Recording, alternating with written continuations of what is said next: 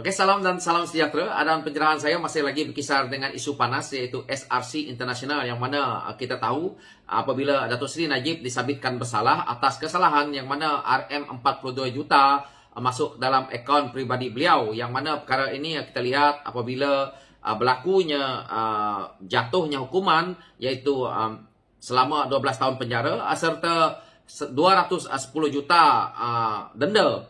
Jadi apa yang kita lihat berlaku di mahkamah, yang seolah-olah kita lihat penyokong-penyokong Datuk Seri Najib ini, yang mana mereka mempertikaikan apa yang hakim buat, yang mana juga kita tahu bahawa Datuk Seri Najib sendiri juga seolah-olah spinkan isu, yang mana kita lihat berbagai-bagai mereka lakukan, iaitu seperti mana apabila saat akhir peguam beliau dipecat, ditukar dan sebagainya, dan akhirnya kita lihat cyber terupa Najib, yang mana mereka begitu lantang, yang seolah-olah kita lihat mereka katakan bahawa mereka yakin ataupun menghormati hakim, menghormati undang-undang negara. Tapi sebaliknya mereka membuat propaganda yang sangat dahsyat, yang mana ini sebenarnya tidak baik. Yang mana kalau kita lihat sampai membuat laporan polis kepada ketua hakim negara, ini adalah sesuatu yang agak ganjil dalam negara kita ini. Karena dengan siapa lagi kita nak ini? Justru itu saya kata, lebih baik Datuk Seri Najib buat mahkamah baru di belakang rumah dan akhirnya letaklah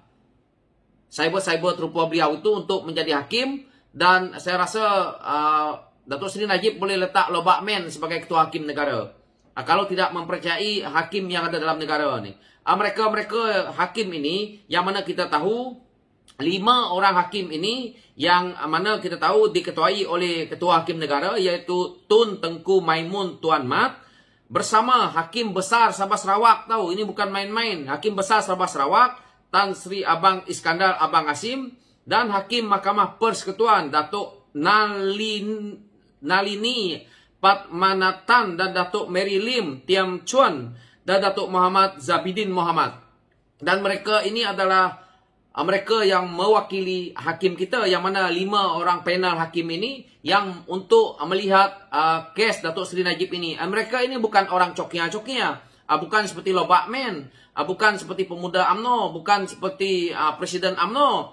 Mereka ada hujah, mereka ada apa yang mereka lihat dan pandangan dari seluruhnya, dan akhirnya mereka membuat keputusan. Bukannya mereka ada yang setuju semua, ada yang tidak setuju semua. Jadi benda-benda ini mereka lihat daripada sebagai sisi, yang mana siapa yang jadi peguam mereka tahulah apa tugasnya mereka sebagai 5 panel hakim ini. Bukan seperti Lobak Men. Justru itu saya sebenarnya tidak suka menyerang kepada isu-isu yang begini. Bukan saya nak cari glamour. Tapi kalau kita lihat kenyataan-kenyataan yang dikeluarkan oleh Lobak Men ni, seolah-olah mengalahkan hakim negara. Kenapa mereka tidak ambil tindakan kepada orang yang seperti ini? Begitu lantang, yang memperbodohkan rakyat Malaysia. Beliau itu siapa dia dalam negara ni? Ada kepentingan kita dengan Lobak Men ni. Itu saya kata, Datuk Seri Najib pergi buka mahkamah baru di belakang rumah beliau, suruh Lobak Men tu jadi ketua hakimnya. Dan panggil tu Presiden UMNO ke, walaun UMNO tu ke, jadi penonton supaya faham. Jadi ini isu yang melibatkan betul-betul berlaku. Ini bukan main-main. Lepas daripada SRC ini nanti, kita akan melihat lagi benda-benda lain. Yaitu yang terbaru ini, kita tengok 6 bilion ni hilang. Ini akan melibatkan juga Presiden UMNO itu sendiri. Melibatkan Datuk Seri Najib sendiri. Kerana mereka ini duduk di pusingan dalam pemerintahan negara waktu itu. Banyak isu yang akan kita bongkar lepas ini, satu persatu. Sebab itu, jika beliau, Datuk Seri Najib ini masuk ke dalam penjara, maka yang lain-lain pun kita akan senang-senang masuk dalam penjara. Ini yang mereka takut sekarang ni, yang mereka mempertahankan ini kerana mereka takut kepalanya masuk penjara, maka akhirnya mereka semua. Lepas ini, saya dengan penuh yakin, pemimpin-pemimpin yang merompak, yang membuat rasuah dalam negara, mereka akan kecut. Mereka akan takut. Kerana sudah terbukti bahawa kehakiman kita akan menyumbat mereka ke dalam penjara jika mereka melakukan rasuah. Jadi perkara ini amat penting, amat sangat sesuai untuk kita laksanakan sekarang, kerana demi kepentingan negara ini. Berapa banyak duit kita ini dirompak oleh pimpinan UMNO Barisan Nasional ni. Ini bukan perkara main-main. Jadi kenapa kami anak muda, kenapa kami lantang memperjuangkan isu ini? Karena segerintil daripada mereka yang bersubahat, contohnya kita tahu macam mereka-mereka yang duduk dalam UMNO, budak anak-anak muda ini, kebanyakannya sudah dijerumuskan dengan cara rasuah, cara-cara bagaimana mereka dapat duit mudah. Ini bukan cara negara yang kita mau. Kita nak negara kita ini maju dengan orang yang mempunyai produktif, mempunyai idealisme, mempunyai perjuangan yang baik untuk negara. Tetapi mereka-mereka ini bukan berjuang, tetapi mereka duduk dalam politik, mencari mengaut keuntungan dengan cara mudah. Itulah pemalasnya sangat yang kita lihat hari ini. Jadi ini tidak ada guna, tidak ada manfaat kepada kita. Sebab itu saya kata, Datuk Seri Najib kalau tak mempercayai 5 panel hakim yang ada dalam negara ini, besok buat mahkamah di belakang rumah, panggil Lobakmen jadi ketua hakim negara, dan buat 5 panelnya, siapa dia walaon-walaon tu letak di situ. Jadi sentiasa menang. Biar siapa pemimpin yang merompak duit negara, siapa yang buat rasuah, siapa yang salah guna kuasa, pergi dekat mahkamah Najib dia kat belakang rumah dia, supaya senang, rakyat faham. Jadi isu ini, kita rakyat yang mana faham isu ini, kita amat marah.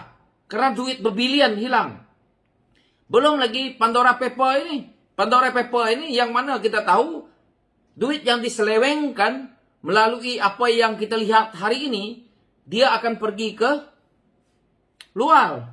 Yaitu pesisir, kita panggil dia di pesisir pantai, akun di pesisir pantai. Maka duit-duit di luar negara ini tadi, yang disimpan oleh perompak-perompak duit negara ini tadi, mereka simpan di luar negara ini tadi, yang rugi adalah negara. Kalau duit mereka ini kita boleh dapat balik letak ke dalam negara, manfaatnya adalah sangat besar. Karena kita boleh membuat pembangunan dan akhirnya duit itu kita punya nilai mata wang akan melonjak. Tapi karena aliran tunai kita keluar, ditambah pula kalau kita lihat pekerja asing semua pun hantar duit ke kampung halaman mereka. Maka Malaysia ini duit datang habis, dirompak oleh pemimpin dengan pekerja kita ambil pekerja luar. Benda-benda ini pemimpin kita tidak pernah fikir. Kita tidak pernah fikir apa sebenarnya untuk rakyat itu sendiri. Tetapi yang mereka fikir adalah bagaimana merompak duit rakyat, ambil pekerja asing, dapat tender projek yang besar, keuntungan yang besar di situ. Rakyatnya papa ke dana atau apa. Jadi ini akhirnya rakyat, gelombang rakyat menolak hari ini dengan jelas kita lihat. PRU ke-14, kenapa UMNO Barisan Nasional kalah? Karena ulahnya Datuk Seri Najib, yang dia dalam mahkamah hari ini didapati bersalah ini. Dan ini pula kita lihat isu yang keluar baru ini, yang mereka momokkan ini adalah kesalahan DAP, kesalahan APH dekat nak pilihan raya baru nak keluarkan kes. Ini juga akan menjadi satu cerita lagi nanti, yang mana kesemua mereka akan terjerat sama. Karena mereka berpusing-pusing di situ, dan mereka lah yang membuat penyelewengan itu. Dan akhirnya anak-anak buah mereka ini, walaon-walaon mereka inilah yang tukang meraung, menangis, yang membuat statement depan mahkamah seolah-olah mereka lah hakim. Nah, kalau nak sangat jadi hakim, pergi buat mahkamah dekat belakang rumah Datuk Seri Najib tu, dan jadilah hakim di situ. Itulah pencerahan saya berkenaan dengan isu itu, dan sekian, terima kasih.